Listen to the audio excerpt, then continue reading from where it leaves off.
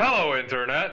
The history of film is vast and complex. This video will summarize and simplify the where, the what, the who, and the how of cinema, from the early years dating back from the late 1800s to today. This is the birth of film for dummies.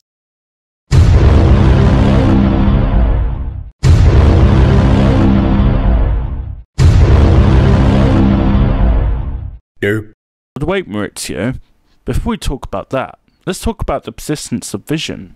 Oh, sorry Ben, please continue. The persistence of vision is a phenomenon of the eye, in which an image is thought to persist for a 25th of a second. This creates the illusion of moving image on a screen. Wow Ben, that is an interesting fact. But before confusing our viewers, we need to talk about the history, the early days of film. Most people call it the birth of film.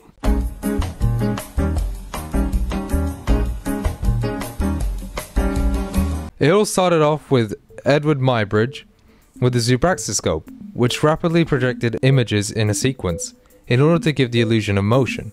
He created the first moving image named horse in motion. The zoetrope and thaumatrope, which worked in similar ways to the zoopraxiscope, were invented in 1833 and 1824 respectively. But those inventions only created an illusion of motion. In 1886, William Freescreen invented the enhanced magic lantern, no, not that one, which uses sheets of glass in order to project glass images. He was the first person ever to see film in history. Imagine that. I definitely would have needed the bathroom after that success. If you get what I mean. Save that for later, Maurizio. The viewers still don't know the other 99%. Oh yes, let's continue with the Lumiere brothers, considered to be the people who made the first motion picture camera to film the official first text named Arrival of a Train in 1895, France. It was a one-shot film lasting about 1 minute, which showed the train arriving at the station. At the time, people in the theatre were so frightened that they ended up running away. Augustin Louis then told the press that the film will never have a future. In the meantime, in the United States of America, Thomas Edison, famous for inventing the light bulb, introduced the vitascope to the American public. This used light in order to generate images. In the early 1900s, this device projected early films such as The Great Train Robbery and Life of an American Fireman in public screens in New York City. He managed to achieve these motion pictures thanks to Edwin S. Porter, considered to be the first editor. Porter cut the sequences and invented parallel cutting, a technique used to show two or more stories happening at the same time. Okay, enough with that. Let's move on to Georges Méliès, French filmmaker and illusionist. The first to use various artificially arranged scenes in order to construct a narrative story. This was most famously used in the groundbreaking A Trip to the Moon. 1902, the year where people were scarred by film for the first time. I mean, just look at how creepy it is. I think Nintendo got inspiration from that. Since you love talking about America, Fuck yeah! Coming again to save the motherfucking day, yeah, America! Fuck yeah! This time I won't be talking about America, but about D.W. Griffith, a film pioneer who directed the film The Birth of a Nation in 1915, which may offend most people who watch it. from a cinematography POV, he used a multitude of close-ups, fades and dissolves, as well as fast cuts.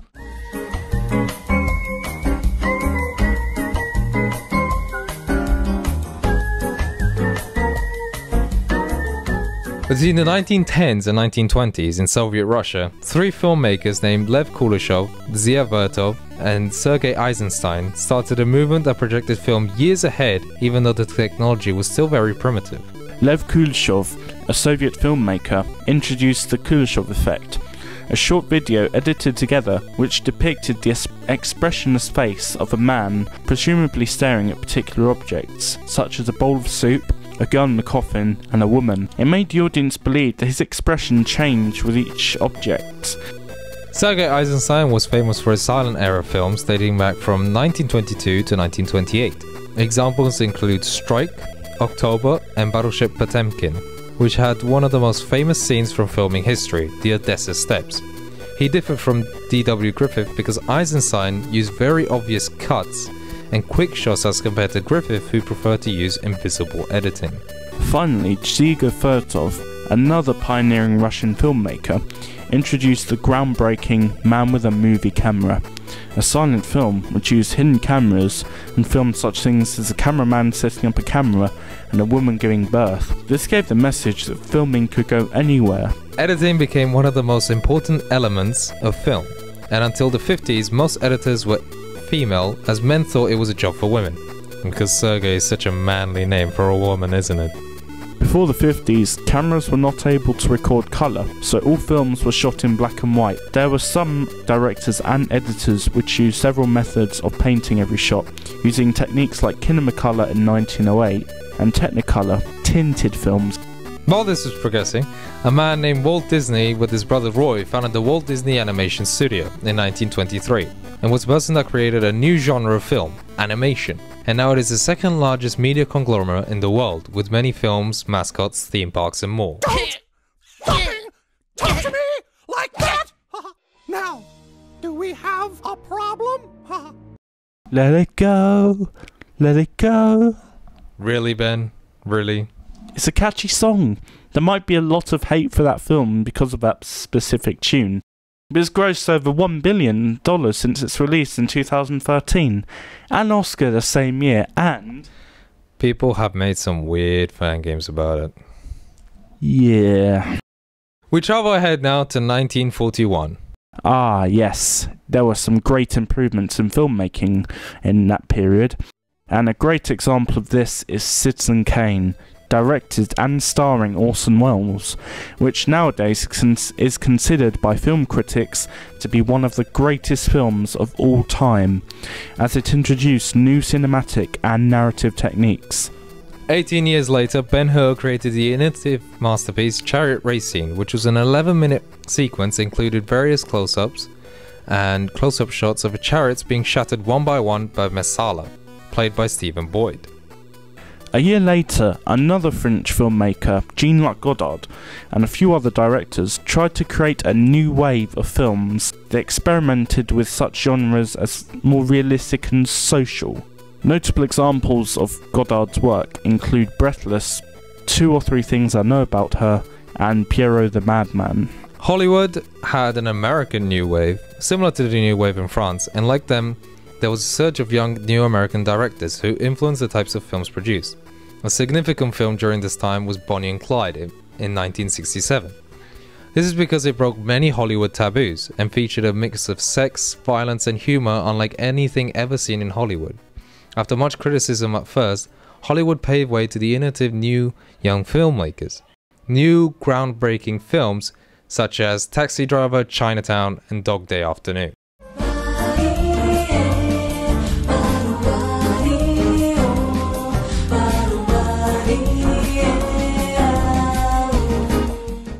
The 80s was a decade of some of the most iconic films to date from a variety of different genres. This includes Star Wars and Back to the Future, along with Terminator for science fiction, The Fly, Poltergeist and The Shining for horror, Conan the Barbarian, Raging Bull and The Karate Kid for action or fighting. Between the 1980s and 90s, there was a lot of mobster movies such as Goodfellas, The Untouchables and A Bronx Tale.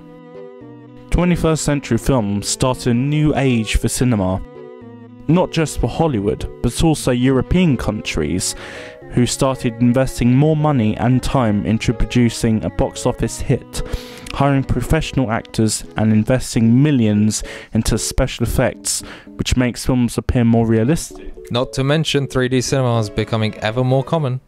The world of film has changed dramatically throughout the years, especially editing. Nowadays films compress years that pass by into a 2-hour segment. They create narratives and stories, with every film having its own unique plotline, and the camera work has become one of the best ways to create atmosphere, tension, immersion, and the different use of cuts can often change the pace of the film. For example, fast cuts are frequently used in action and horror, fades and wipes in sci-fi, and slow-paced shots for romance. Finally, let's not forget the mise-en-scène of every scene in a film, with the important use of the rule of thirds, which combined together can create a very pleasing view of the film.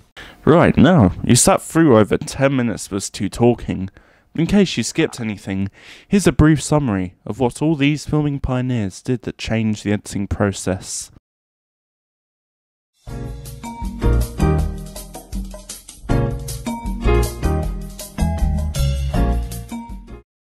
What Georges Méliès did for editing: introduce artificially arranged scenes in order to enhance the film's narrative.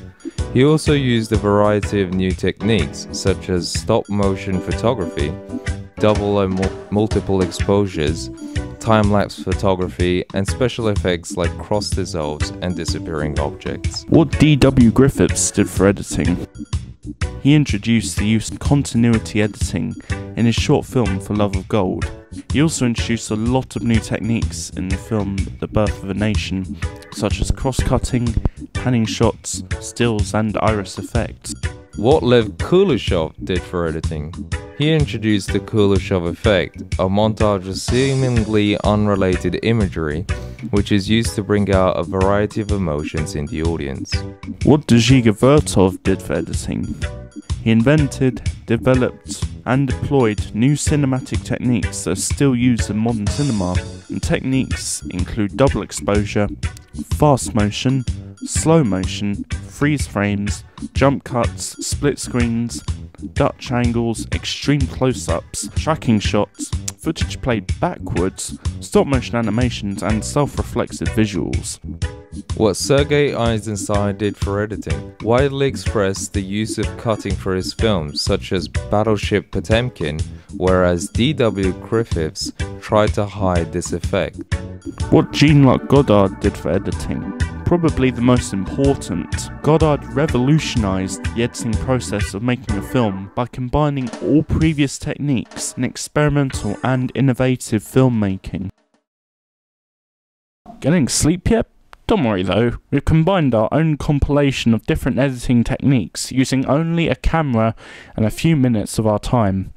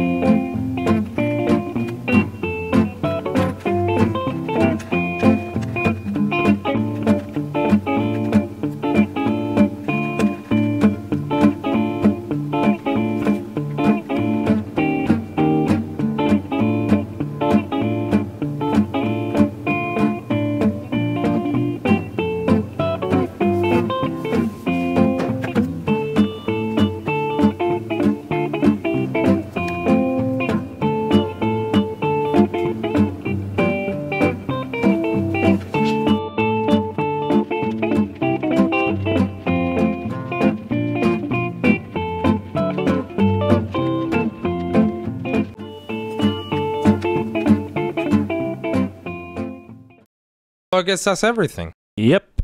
With this information, we hope you now have a greater knowledge of film and how important editing really is. Till next time.